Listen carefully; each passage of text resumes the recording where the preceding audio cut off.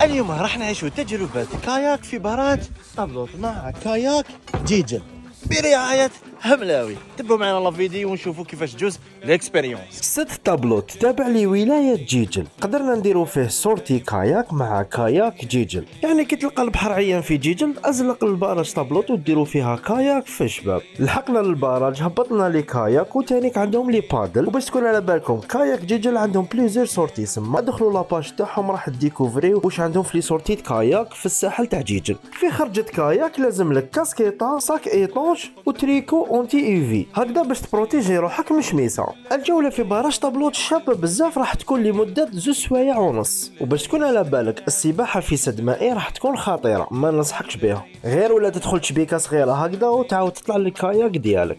واذا راك في جيجل وتلفت لك ادخل لاباج تاع كاياك جيجل، عندهم دي سيركوي بزاف شابين في الساحل الجيجلي. اذا عجبك هذا الفيديو